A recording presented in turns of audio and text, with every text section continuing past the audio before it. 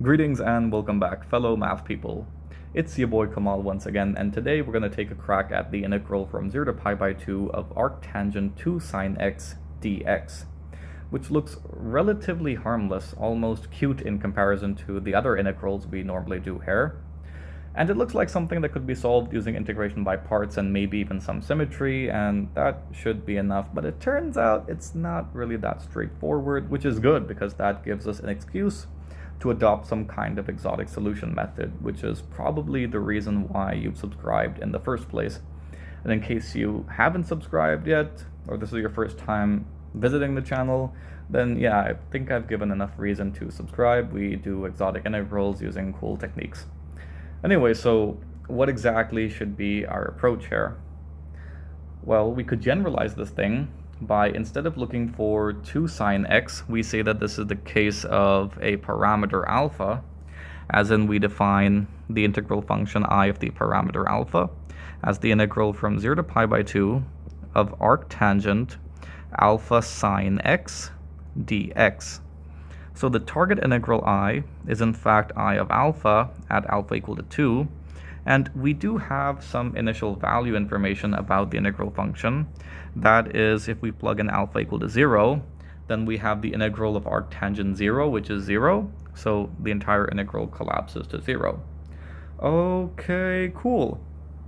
So we'll adopt Feynman's trick of differentiating under the integral sign. So we'll differentiate the integral function, and we have I prime of alpha on the left, and on the right we have the derivative with respect to alpha of the integral from 0 to pi by 2 of arctangent alpha sine x dx. Now, can we or can we not switch up the order of the operators? Well, we have the inverse tangent function, which is a bounded function, and we're integrating a bounded function over a bounded interval. So yes, the integral function is convergent, and we can perform the switch up. So we have the integral from 0 to pi by 2, and because of the switch up, this thing is now a partial derivative with respect to alpha of arctangent alpha sine x dx. So differentiating the inverse tangent function gives us, well, we have 1 plus the squared argument in the denominator, and up top we have sine x, which is held as a constant, so we have the derivative of alpha, which is of course 1, and there you have it. That's the derivative of I with respect to alpha. Okay, now how exactly do we solve this thing? Well, we have a sine square x term, so we might as well expand that, because that gives us the integral from 0 to pi over 2 of sine x dx divided by 1 plus alpha squared times 1 minus cosine square x.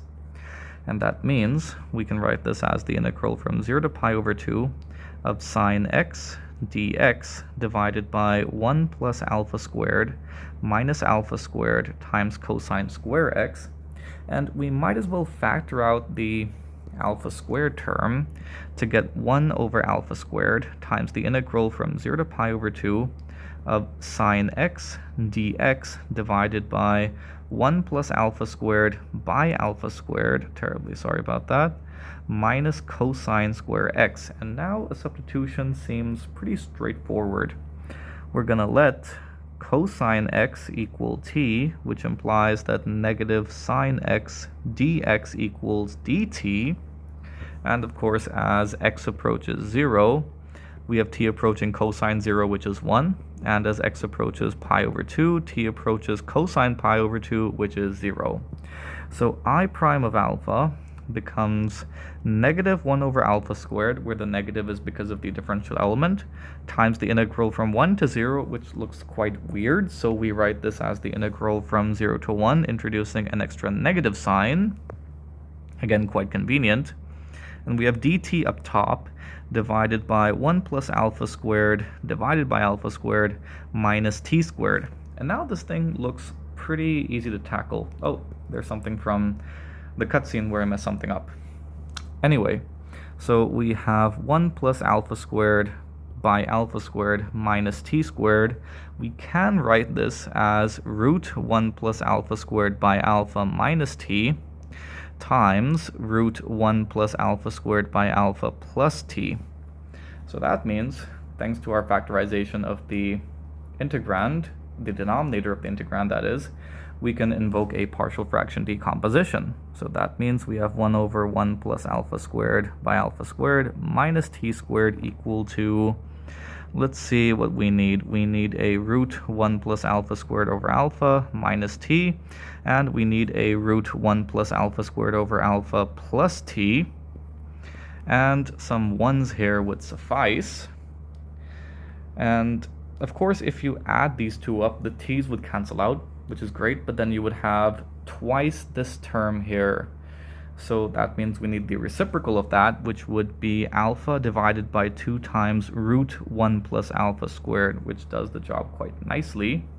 So I prime of alpha equals 1 over alpha squared times alpha over 2 times root 1 plus alpha squared. Immediately we have some cancellation, and we have the integral from 0 to 1 of what exactly? We have 1 over root 1 plus alpha over alpha plus t plus 1 over root 1 plus alpha squared over alpha minus t dt. And now we can just use logarithms, right? So that means we have 1 over 2 times 1 plus root 1 plus alpha squared, that is, times the logarithm of root 1 plus alpha squared. Terribly sorry about that. Root 1 plus alpha squared by alpha plus t minus sign over here, log root 1 plus alpha squared over alpha minus t, with the limits of course being 0 and 1. Now we can combine these two logarithms into a single logarithm. That would be the logarithm of the ratio of the arguments.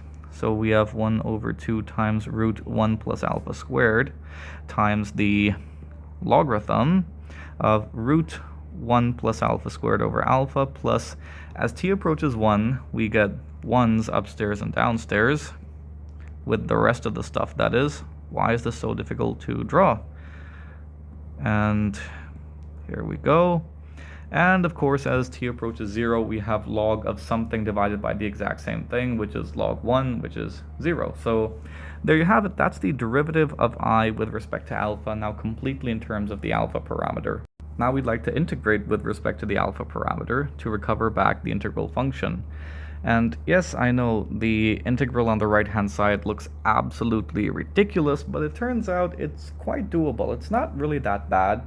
And just to save time, I'm going to make use of the definite integral from 0 to 2. So that on the left-hand side, we have I of 2 minus I of 0 by the fundamental theorem of calculus, and I of 0 is, of course, 0, and I of 2 is our target case. And now we have the integral of quite a bit of stuff. And how do we approach this thing?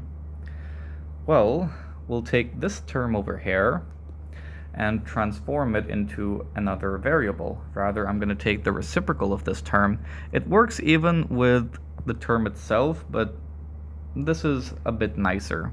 So we let this thing equal to u, and now I'd like to solve for alpha in terms of u, so I can transform the differential element accordingly. So alpha squared equals u squared times 1 plus alpha squared, which equals u squared plus alpha squared u squared. And of course, then we have alpha squared minus alpha squared u squared equal to u squared, which implies that alpha squared would equal u squared over 1 minus u squared. In other words, on taking the square root, we have alpha equal to u over root 1 minus u squared. And we'll also need this, so I'm just going to box it over here. And now differentiating, we have d alpha equal to, let's see, root 1 minus u squared minus u times 1 over 2 times root 1 minus u squared. And because of the chain rule, we have negative 2 times u over here as well. Some cancellation straight away. In the denominator, we have 1 minus u squared. Simplifying a bit gives us 1 minus u squared.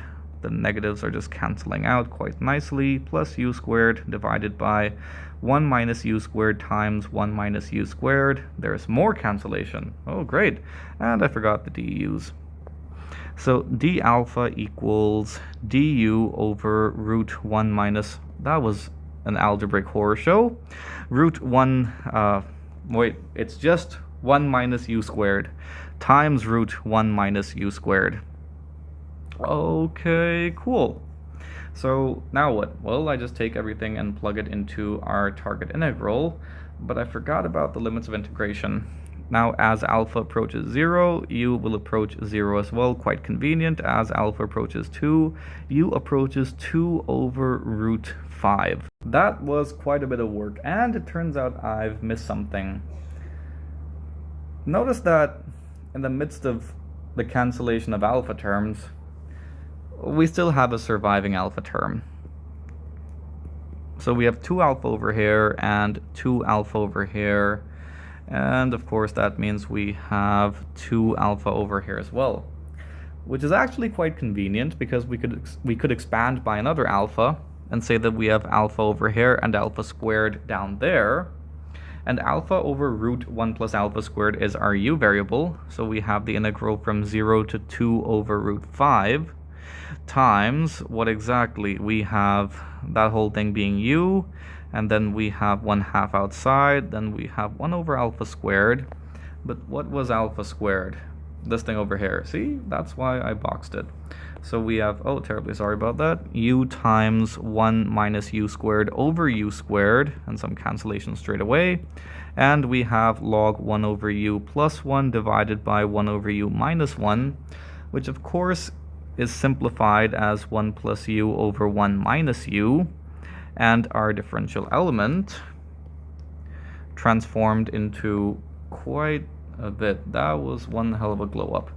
So we have du over first 1 minus u squared itself and then the square root of that same thing, which cancels out quite brilliantly over here as well. So we have 1/2 times the integral from 0 to 2 over root 5 of 1 over, terribly sorry about that, 1 over u times root 1 minus u squared times log 1 plus u over 1 minus u. Now the next couple of transformations may as well be combined into a single transformation, but I'm not going to do so for clarity's sake.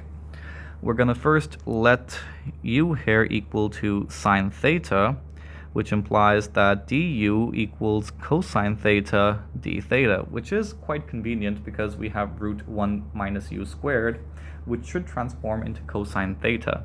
So I here equals 1/2 times the integral from, let's see, arcsine 0 is 0, and we have arcsine 2 over root 5, which if we call equal to some angle, let's say beta, this should also equal the arctangent of the perpendicular, which is 2 over the base, which should be 1. So we may as well replace arcsine 2 over root 5 by arctangent 2. And that's a lot better because now we have the integral of 1 over sine theta times cosine theta times log 1 plus sine theta over 1 minus sine theta times cosine theta d theta, where the cosines cancel out. And now we have a nice log trig integral on which we can invoke the Weierstrass substitution. So we're going to let tangent theta over 2 equals z, which has a number of implications that lead to sine theta equal to 2z over 1 plus z squared. You can verify this quite easily by constructing a right triangle, where the acute angle is, of course, theta over 2. And the differential element d theta becomes 2dz divided by 1 plus z squared, and it's quite easy to see how the limits transform. The lower limit is 0, and the upper limit is the tangent of half of arctangent of 2. So I here equals integral from 0 to tangent arctangent 2 over 2, and we have 1 over sine theta, which is of course 1 plus z squared over 2z, and I think I'm forgetting something. Yeah, the factor of 1/2. How could I? Okay, cool. And wait, what else do we have? That thing looks like a t.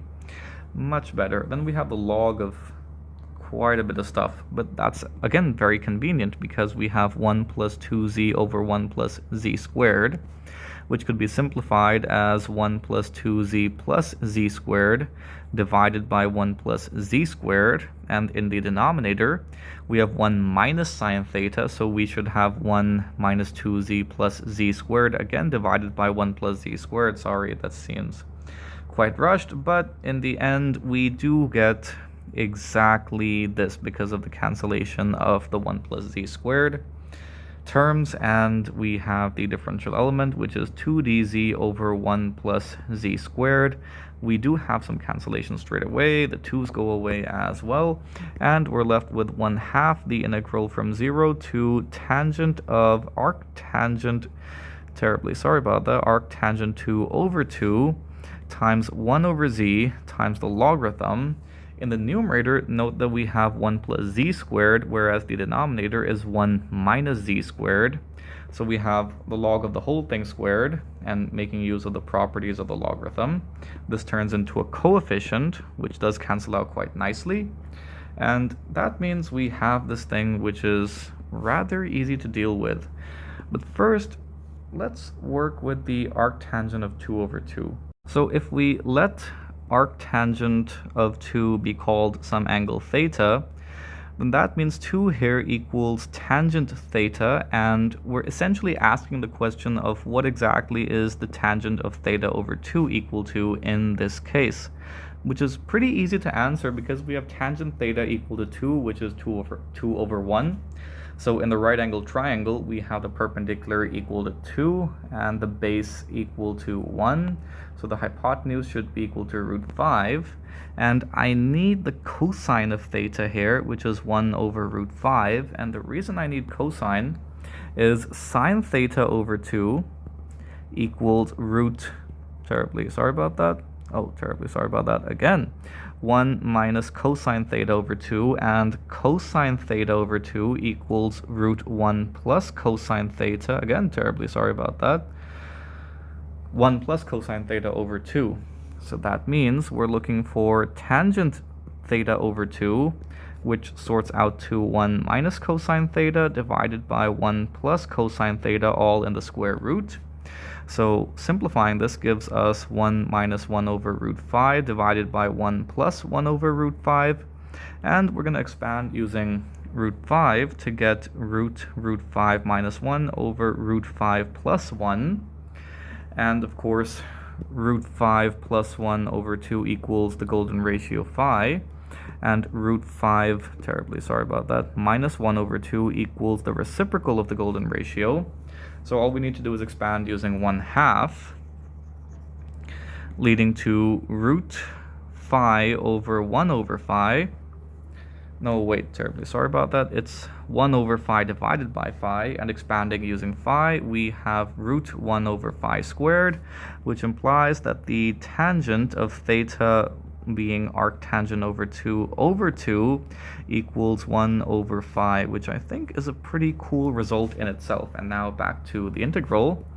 I here equals the integral from 0 to 1 over phi of 1 over z times log 1 plus z divided by 1 minus z dz. Now we just need to invoke the properties of the logarithm and the linearity of the integration operator, giving us the integral from 1 over phi of 1 over z times log 1 plus z dz minus the integral from 1 over phi, from 0 to 1 over phi, that is, of log 1 minus z over z dz. And now for our special function of the day, the dilogarithm. Dilog x equals negative integral 0 to x log 1 minus z over z dz. So to get a dilogarithm here, I should invoke the transformation going from z to negative z.